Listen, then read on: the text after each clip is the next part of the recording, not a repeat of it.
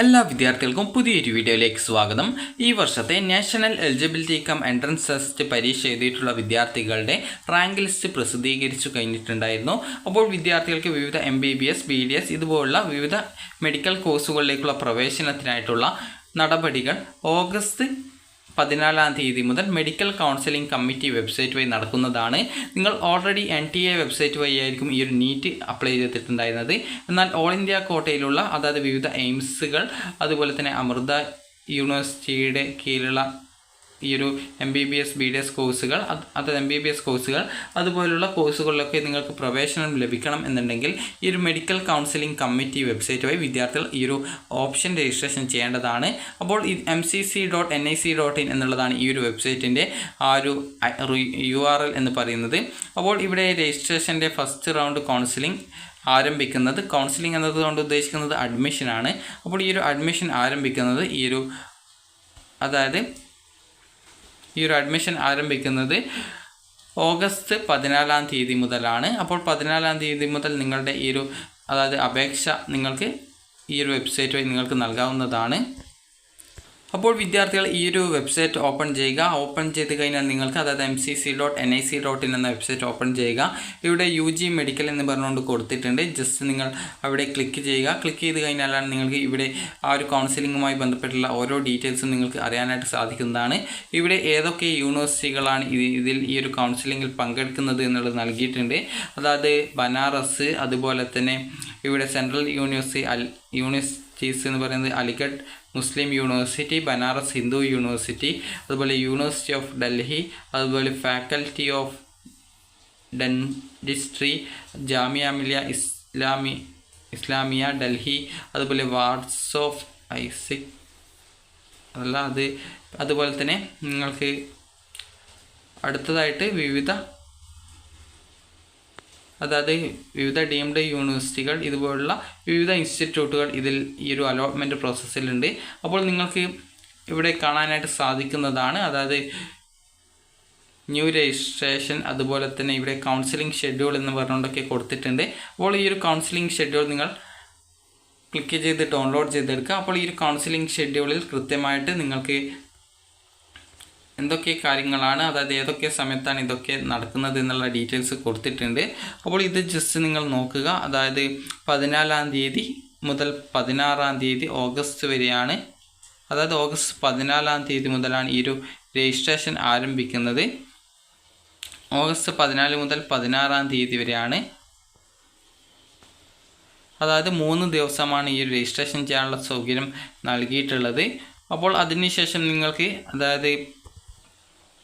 Registration and payment വെരിഫിക്കേഷനാണ് 14-ാം തീയതി മുതൽ 16-ാം തീയതി വരെ. അതുപോലെ തന്നെ രജിസ്ട്രേഷൻ ആൻഡ് പേയ്മെൻറ്റ് ചെയ്യാനുള്ള സൗകര്യം 14-ാം തീയതി മുതൽ 20-ാം തീയതി വരെയാണ്. 20-ാം തീയതി 12 മണി വരെയാണ് ഈ ഒരു അപേക്ഷ നൽകാനായിട്ട് സാധിക്കുക. Payment facility will be available up to 3 PM. 20-ാം തീയതി 3 മണി വരെയാണ് നിങ്ങൾക്ക് ഈ ഒരു പേയ്മെൻറ്റ് ചെയ്യാനുള്ള സൗകര്യമുള്ളത്. അതുപോലെ തന്നെ അന്ന് രാത്രി 12 മണി വരെ രജിസ്ട്രേഷൻ ചെയ്യാൻ സാധിക്കും എങ്കിലും പേയ്മെൻറ്റ് ചെയ്യാനുള്ള സൗകര്യം നിങ്ങൾക്ക് അന്ന് ഉച്ചയ്ക്ക് 3 മണി വരെ മാത്രമാണുള്ളത്. അതുപോലെ തന്നെ ഇവിടെ ഓരോ ഡേറ്റ്സ് കൊടുത്തിട്ടുണ്ട്. ചോയ്സ് ഫില്ലിംഗ് ആൻഡ് ലുക്കിംഗ് എന്ന് പറഞ്ഞുകൊണ്ട് കൊടുത്തിട്ടുണ്ട്. 16-ാം തീയതി രാത്രി 11:55 വരെയാണ്. 16-ാം തീയതി അല്ല, ഈ ഒരു 16-ാം തീയതി മുതൽ 20-ാം തീയതി രാത്രി 11:55 വരെയാണ് ഈ ഒരു ഓപ്ഷൻ രജിസ്ട്രേഷൻ ചെയ്യാനൊക്കെയുള്ള സൗകര്യം കൊടുത്തിട്ടുള്ളത്. അതുപോലെ തന്നെ നിങ്ങൾ കറക്റ്റായിട്ട് നേരത്തെ തന്നെ ഈ ഒരു അപേക്ഷകളൊക്കെ നൽകാനായിട്ട് ശ്രദ്ധിക്കുക. ലാസ്റ്റ് ഘട്ടത്തിൽ പോയിട്ട് രജിസ്ട്രേഷൻ ചെയ്യാനായിട്ട് പോകുമ്പോൾ നിങ്ങൾക്ക് ചിലപ്പോൾ സൈറ്റിൻ്റെ ഇഷ്യൂ ഒക്കെ കാരണങ്ങൾ കൊണ്ട് പിന്നീട് നിങ്ങൾക്കൊരു പ്രോബ്ലം ഉണ്ടാവും. അതുകൊണ്ട് തന്നെ കൃത്യമായിട്ട് കുറച്ച് നേരത്തെ എങ്കിലും ഈ ഒരു അപേക്ഷ സ്റ്റാർട്ട് ചെയ്ത് തൊട്ടടുത്ത ദിവസം തന്നെ നൽകാനായിട്ട് ശ്രദ്ധിക്കുക. അതുപോലെ തന്നെ ഈ ഒരു സീറ്റ് അലോട്ട്മെൻറ്റ് ആരംഭിക്കുന്നത് 21-ാം തീയതി മുതൽ 22-ാം തീയതി ഓഗസ്റ്റ് വരെയാണ് ഈ ഒരു സീറ്റ് അലോട്ട്മെൻറ്റ്സ് നടത്തുന്നത്. അതിനുശേഷം റിസൾട്ട് വരുന്നത് 23-ാം തീയതിയാണ്. അലോട്ട്മെൻറ്റ് ലഭിക്കുന്ന ഈ ഒരു കൗൺസിലിങ്ങിൽ നിങ്ങൾക്ക് ഈ ഒരു MCC വഴി ഈ ഒരു അലോട്ട്മെൻറ്റ് കിട്ടിയിട്ടുണ്ടെങ്കിൽ 23-ാം തീയതിയാണ് അലോട്ട്മെൻറ്റ് വരുന്നത്. 24-ാം തീയതി മുതൽ 29-ാം തീയതി വരെ കോളേജിൽ റിപ്പോർട്ട് ചെയ്യുകയും ജോയിൻ ചെയ്യുകയും ചെയ്യണം. അപ്പോൾ കാൻഡിഡേറ്റ്സിൻ്റെ ആ ഒരു ഡാറ്റാസ് അഡ്മിഷൻ എടുത്ത വിദ്യാർത്ഥികളുടെ ഡാറ്റാസ് വെരിഫൈ ചെയ്യുന്നത് ഈ ഒരു ഓഗസ്റ്റ് 30 മുതൽ 31 വരെയാണ്. അപ്പോൾ ഇവിടെ എത്ര ദിവസമാണ് അതിന് അപേക്ഷ നൽകുന്നതിനും മറ്റും നിങ്ങൾക്ക് സമയം അനുവദിക്കുന്നത് എന്നുള്ള ഡീറ്റെയിൽസും കൃത്യമായിട്ട് കൊടുത്തിട്ടുണ്ട്. അതിനുശേഷം അടുത്ത സെക്കൻഡ് കൗൺസിലിങ്ങുള്ള രജിസ്ട്രേഷൻ ആരംഭിക്കുന്നത് 5 മുതൽ 10 സെപ്റ്റംബറിലാണ് ആ രജിസ്ട്രേഷൻ ഫെസിലിറ്റി വീണ്ടും വരുന്നത്.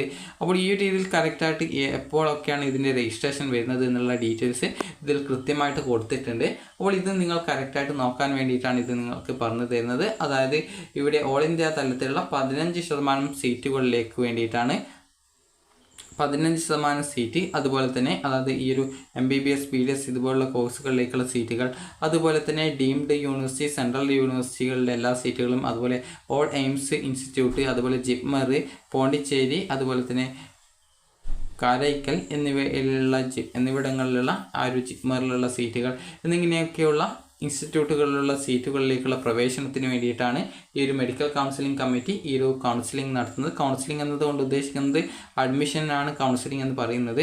അപ്പോൾ നിങ്ങൾക്ക് ഈ ഒരു രീതിയിൽ കറക്റ്റായിട്ട് നിങ്ങൾക്ക് ഈ ഒരു കൗൺസിലിംഗിൽ കൃത്യമായിട്ട് പങ്കെടുക്കേണ്ടതാണ്. രജിസ്ട്രേഷൻ 14 മുതൽ 20 വരെയാണ് നടക്കുന്നത്. ഫീ പേയ്മെൻറ്റ് 20 വൈകുന്നേരം 3 മണി വരെ മാത്രമേ അനുവദിക്കുന്നുള്ളൂ. അപ്പോൾ ഈ ഒരു കൗൺസിലിംഗ് ആരംഭിച്ചു കഴിഞ്ഞാൽ വിദ്യാർത്ഥികളെ ഈ ഒരു കൃത്യമായിട്ട് അറിയിക്കുന്നതാണ്.